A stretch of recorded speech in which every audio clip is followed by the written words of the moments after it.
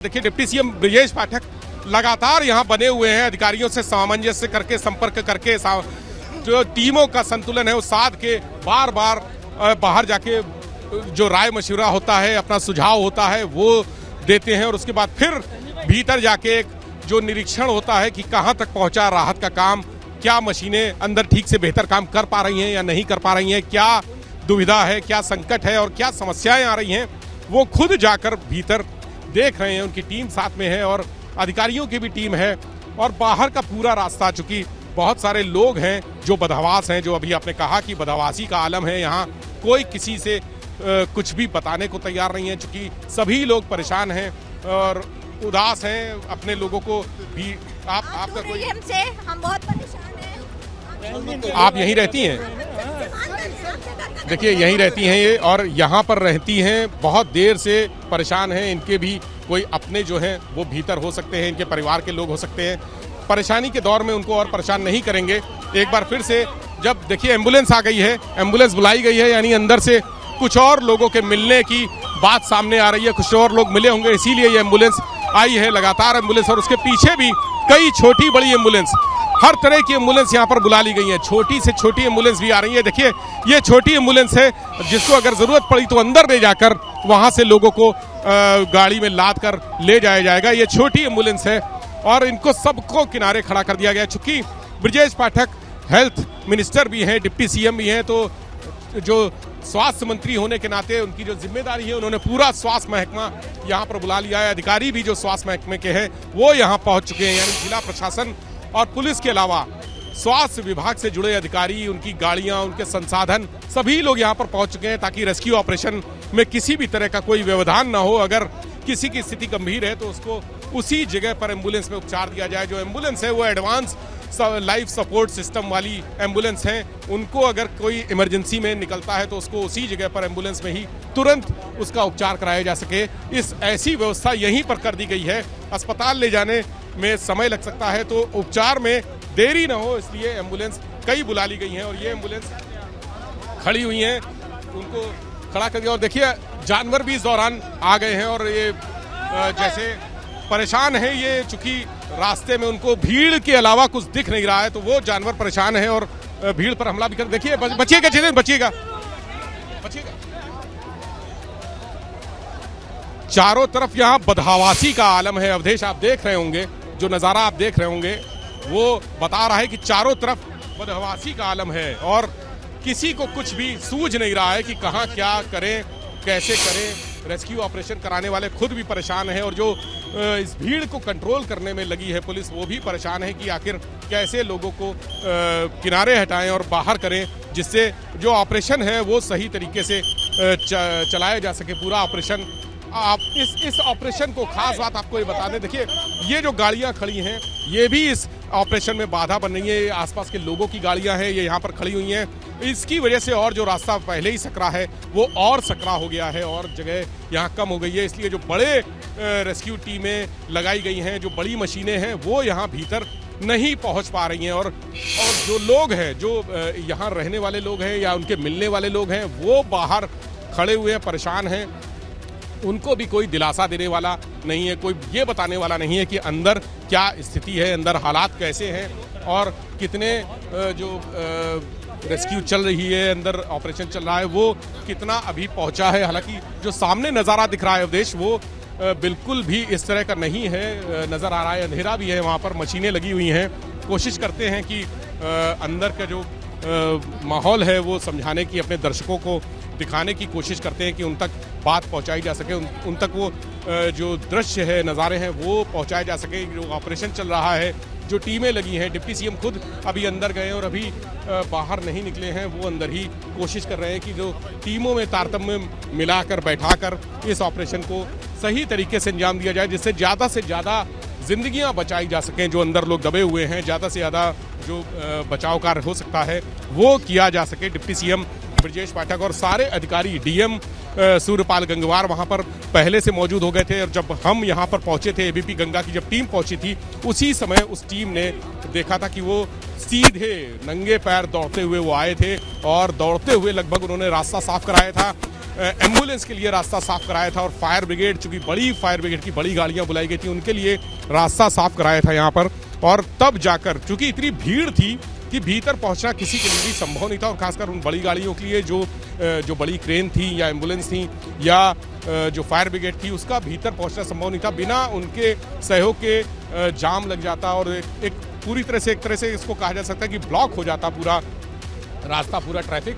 तो उन्होंने खुद पूरा रास्ता साफ कराया और यहाँ तक, इस बिल्डिंग के जो दरवाजे तक, गेट तक वो लेकर आए एम्बुलेंस को, और जो फायर ब्रिगेड थी उसको लेकर आए। और उसके बाद जब यहाँ से निकलना शुरू हुए, एक दो लोग हमारे सामने ही, सबसे पहले 2 लोग निकले थे, 2 बुजुर्ग लोगों को यहाँ से रेस्क्यू करके निकाला गया था, और तीसरा एक बच्चा था जिसको अभी थोड़ी देर पहले एम्बुलेंस में ले जाया गया। और डिप्टी सीएम ये बता रहे हैं कि अंदर 3 लोग जो ऐसे हैं जिनकी कैजुअलिटी है, डेथ हो चुकी है।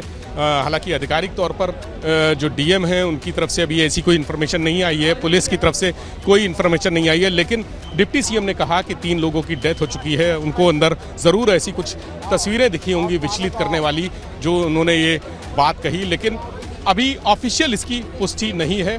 ऑपरेशन जारी है, करीब 1 घंटे से ऊपर का समय हो चुका है।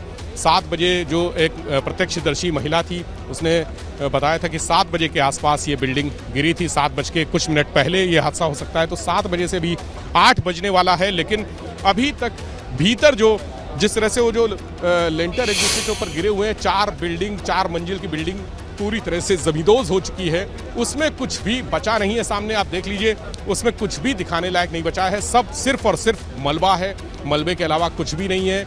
जो मलबा पड़ा हुआ है उसको हटाकर जो दबे हुए हैं, उसमें आशंका जताई जा रही है कि 35 से 40 लोग दबे हो सकते हैं, उनको निकालने की कोशिश की जा रही है।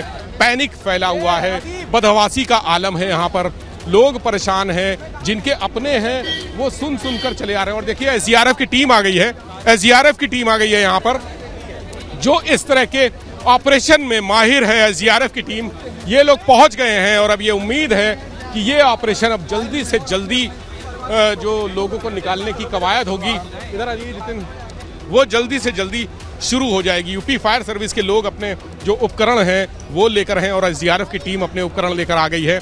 तमाम जो इनके एक्सपर्टाइज हैं इस तरह के मामलों में, जो एसडीआरएफ के पास एक्सपर्टाइज है, वो अब यहाँ पर इस्तेमाल होगा। बहुत सारी, देखिए इस बड़ी गाड़ी में बहुत सारे इनके जो इंस्ट्रूमेंट्स हैं, जो इस तरह की कैलामिटी में इस्तेमाल होते हैं, इस तरह के जो आपदाएं हैं उसमें इस्तेमाल होती हैं, वो सारे इंस्ट्रूमेंट्स लेकर आए हैं। और ये सुपर एक्सपर्ट्स होते हैं ये इस तरह के घटनाओं में, इस तरह के हादसों में जो राहत कार्य होता है वो करने के लिए सुपर एक्सपर्ट्स होते हैं। ये माना जाता है कि इनके पास जो उपकरण हैं वो हाईटेक उपकरण होते हैं और हर चीज़ की काट इनके पास होती है, छोटी बड़ी मशीनों के रूप में। गैस कटर्स भी रखे मुझे दिख रहे हैं अंदर, और तमाम तरह के और कटर्स हैं, मैनुअल कटर्स हैं, वो भी दिख रहे हैं। सारी मशीनें लेकर ये एसडीआरएफ की टीम यहाँ पहुंची है और ये अपना ऑपरेशन शुरू करेगी। जो कई इनके जो लोग हैं वो यहाँ नीचे ऑलरेडी खड़े हुए हैं, सामान निकालने की जो तैयारी है, वो हेलमेट देखिए निकल रहे हैं, सभी लोग हेलमेट पहनेंगे। उसके बाद यहाँ से अंदर जो जिस जगह पर यह हादसा हुआ है उसके अंदर जाएंगे और अंदर जाकर फिर रेस्क्यू ऑपरेशन शुरू करेंगे। इस बीच देखिए और हलचल दिख रही है, एक और कोई घायल, ऐसा लग रहा है कि कोई और घायल निकला है वहाँ से, उसको भी एम्बुलेंस में लाद कर ले जाने की तैयारी है। सर क्या कोई घायल और आया है? अभी तो नहीं आया, नहीं हो रहा अभी। अच्छा, अभी तक तो 3 ही निकले हैं ना? आईडी अपनी बाहर निकाली, अभी तक तो 3 ही निकले हैं ना? तो 3 घायल अभी तक निकले हैं। सिविल डिफेंस के लोग हैं जो पूरी तरह से मोर्चा संभाले हुए हैं यहाँ पर, और पुलिस प्रशासन के सपोर्ट में हैं, सपोर्ट कर रहे हैं, मदद कर रहे हैं, लोगों को नियंत्रित करने की कोशिश कर रहे हैं सिविल डिफेंस के लोग। और इस बीच जो एसडीआरएफ की टीम है वो मोर्चे पर तैयार होकर पूरी साज सज्जा से, जो इनका हेलमेट होता है, इनका बॉडी प्रोटेक्टर्स हैं, जो मशीनें हैं, उपकरण हैं, वो सब लेकर ये सीधे यहाँ से अंदर पहुँचेंगे और उसके बाद ऑपरेशन की शुरुआत होगी। और अब जो बाहर लोग खड़े हुए हैं, सैकड़ों लोग जो अंदर रहने वाले, अपार्टमेंट में रहने वाले लोगों के परिचित हैं, रिश्तेदार हैं, करीबी हैं, उनके लोगों को अंदर एक उम्मीद जगी है इस नारंगी वेशभूषा को देखकर। हमारे साथ वीरेश पांडे जी भी आ गए हैं। सर, यहाँ पर इतना बड़ा हादसा हुआ है, इसके पहले लखनऊ में मुझे नहीं लगता कि ऐसा बड़ा हादसा कभी हुआ। काम करने के लिए देखिए जिस तरीके से यहाँ का माहौल है, मैं अपने छायाकार को कहना चाहूंगा कि उनके परिजनों को दिखाएं और बताएं कि किस रूप में स्थिति है। और ये देखिए हमारे छायाकार, ये दिखाइए इनके परिवार के लोग फंसे हुए हैं। मैम क्या क्या लगा? यार इनको डाला प्लीज, मजाक उड़ा रहे हैं सब, मजाक उड़ा रहे हैं सब। रहने दिए, अभी बात करने की स्थिति में नहीं है। कितने लोग हैं? नहीं अभी नहीं, कुछ नहीं कहा जा सकता, अभी बहुत परेशान, भी रहने दिए, अभी कुछ नहीं बोला जा सकता, बहुत परेशान है भाई, अभी रहने दिए, माफी चाहता, अभी रुक जाइए प्लीज।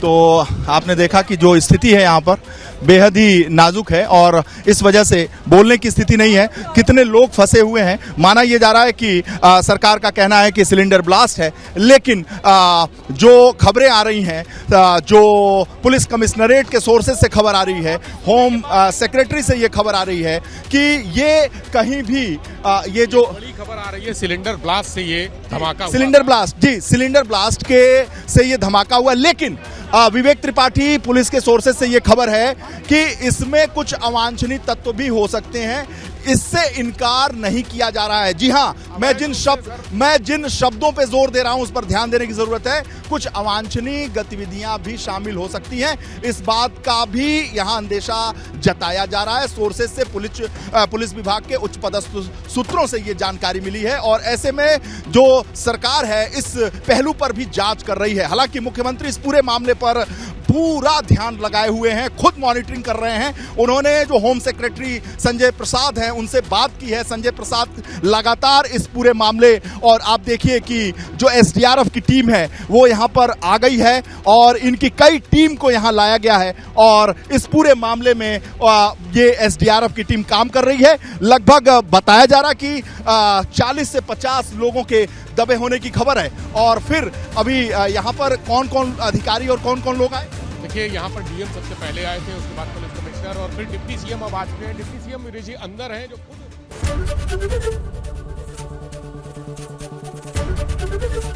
एबीपी गंगा, खबर आपकी, जुबान आपकी।